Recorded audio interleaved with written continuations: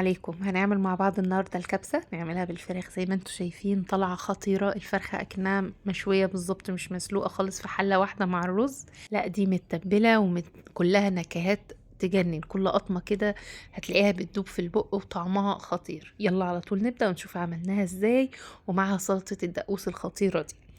بس لو الفيديو عجبنا ما ننساش نعمل له لايك وشير وكومنت حلو كده، ويلا على طول نبدأ ونشوف عملناها ازاي، وبسم الله.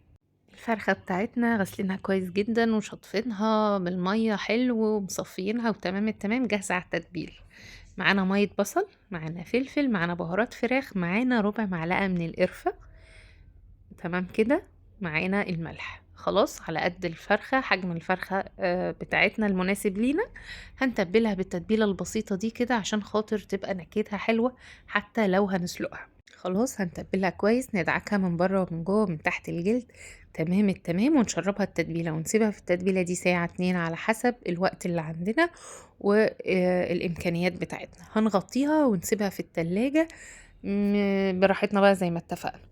خلاص في الحلة على النار هننزل بزبدة ومعاهم معلقتين 3 4 كبار من الزيت، وهننزل معاهم بالبهارات بتاعة الكبسة. معانا قرفة ومعانا حبهان وقرنفل ولومي ومعانا ينسون نجمة. ممكن نستغنى عن ينسون النجمة لو مش متاح، ونعمل فتحات في اللومي بالسكينة عشان نكهته تكون أقوى. خلاص معاهم بصلاية كبيرة أو 2 بصلة على حسب حجم البصلة اللي هتقطعوها. بنقطعها صغير زي ما انتوا شايفين كده، وبنقلبها مع البهارات. البهارات الصحيحة زي ما انتوا شايفين. وأول ما البصل يدبل معانا هننزل بالفلفل الحامي مع الجزر المبشور. خلاص انا مش بحمر البصل، انا بدبله يبقى اصفر كده، وبعدين ابدا انزل بقى ببقيه المكونات. قلبت الجزر كمان شويه معايا برضو دبل وبقى بالشكل اللي انتوا شايفينه ده.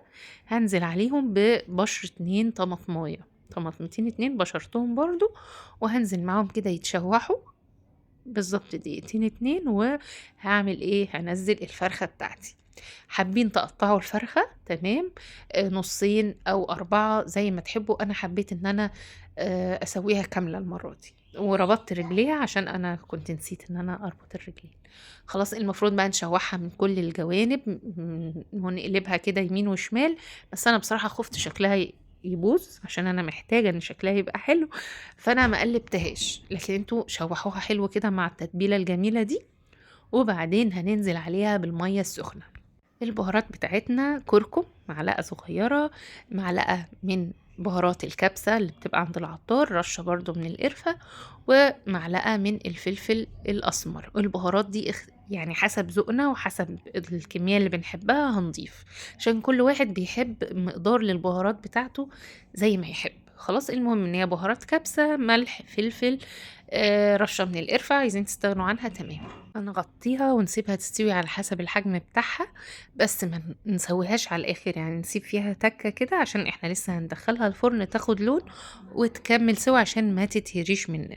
يعني ما نسيبهاش في الشوربة زيادة عن اللزوم عشان شكلها يبقى ظريف معانا كده وقت التقديم. خلاص كده الفرخة جاهزة معانا انها تدخل الفرن تحت الشواية على الهادي كده، تكمل سواها المظبوط وكمان تاخد لون حلو قوي. خلاص في نفس الحلة بقى الشوربة بتغلي كده معانا، هننزل بالرز بتاعنا غسلينه ومصفينه كويس جدا.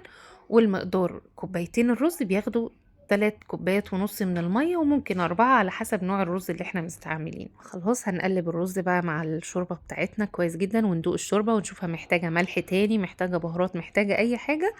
خلاص هنلاقيها تمام، هنغطيها. واول ما يغلي معانا تاني كويس جدا مع الرز، هنهدي النار على اهدى حاجة ونسيبه يستوي براحته تلت ساعة ولا حاجة. خلاص في طاسة تانية بقى معانا معلقة زبدة شوحنا فيها الزبيب بتاعنا لحد ما يبدأ يتنفخ كده، ومعاها اي نوع مكسرات احنا بنحبه، اي نوع زبيب، الاصفر الاحمر الاسود المتاح عندنا هنستعمله. خلاص شلناه بقى من على النار، شوحناه حاجة بسيطة جدا مع الزبدة، طعمه جميل. في نفس الطاسة بصلاية متقطعة شرايح كده، هنفضل نقلب فيها لحد ما تتكرمل ولونها يبقى جميل. في نفس معاها برضو جزرتين كده ولا حاجة، هشوحهم برضو حلو قوي لحد ما يبدأوا يدبلوا ويبقوا بالشكل ده. ودي اكتر حاجة انا بحبها في الوصفة، هي والزبيب والمكسرات. كده خلصناهم. نحضر سلطة الدقوس بقى. معانا طماطمتين 2 كبار، معاهم 4 فصوص من الثوم المصري نكهته قوية، ومعاهم قرن شطة حامي، ومعانا كوباية من الكزبرة. خلاص، الكزبرة بناخد الورق بتاعها بالشكل ده، ومعاهم ربع كوباية من الخل، أو معلقتين 3 كبار خل، ملح، فلفل، كمون. ملح، فلفل، كمون. عايزين تزودوا أي إضافات، أي بهارات، تمام. بنضربهم بقى في الخلاط متقطع كده، مش ضرب متواصل، أو في الكبة، وبتبقى بالشكل ده. هي سلطة بسيطة جدا وطعمها جميل. معانا بقى الرز استوى وبقى جميل جدا ومفلفل، نقلبه بالشوكة كده عشان ما يعجنش مننا. والفرخة اتحمرت في الفرن وبقى لونها خطير وشكلها يجنن، وفعلا نكهتها جميلة قوي قوي. هنحطها مع الرز، مع البصل والجزر اللي احنا شوحناهم، مع المكسرات بتاعتنا، ونقدمها بألف هنا. الوصفة سهلة جدا وسريعة على فكرة، وجميلة لما نكون مستعجلين محتارين نعمل أكل ايه، في ثانية في حلة واحدة كده الفرخة نقطعها أو سليمة زي ما نحب. والبهارات بتاعتنا ممكن نستغنى عن كل الحركات دي، ونعملها بالبهارات المصرية بتاعتنا عادي يعني. المهم جربوا الوصفة وإن شاء الله هتعجبكم جدا، بس هتنسوش تعملوا لايك وشير، وأشوفكم على خير يا رب، والسلام عليكم.